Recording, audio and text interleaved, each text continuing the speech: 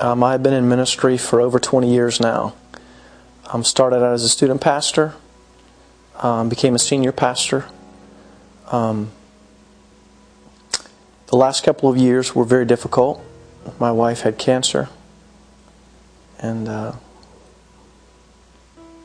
Care for Pastors reached out. That's how I met Ron Cook, reaching out to me at that time.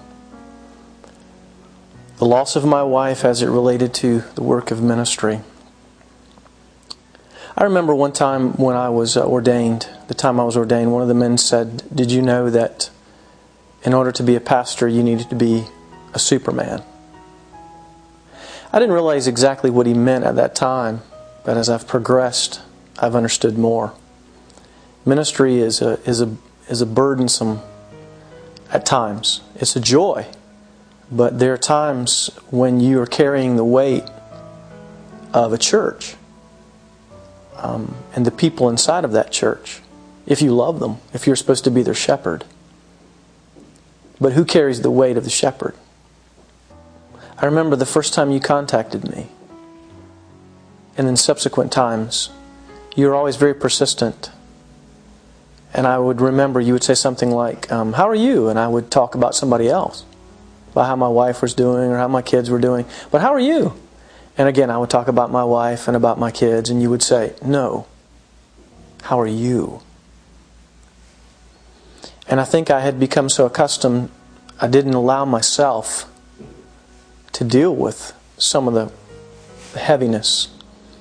I guess it was just simply a way of dealing with it. To keep ministering to other people, you simply put it off. So that's probably how it became extremely burdensome. That was a great analogy you gave some time back to me. Sometimes you need to be put on the injured reserve. And it's not that you don't want to be in the game. It's just that I don't think you can be as effective if your best pitch is your fastball and there's something wrong with your mechanics. You can do your best. And you may get the job done, but I don't think you're going to be able to do it effectively. Plus, personally, I think you may possibly do more damage. So I think there comes a time when you need to be put on the DR, or whatever it's called, the injured reserve, and sit on the bench for a little while, heal. And somebody needs to tell pastors you can do that. I didn't think you could. I didn't think there was such a thing for a pastor. You just kind of grit your teeth and keep moving.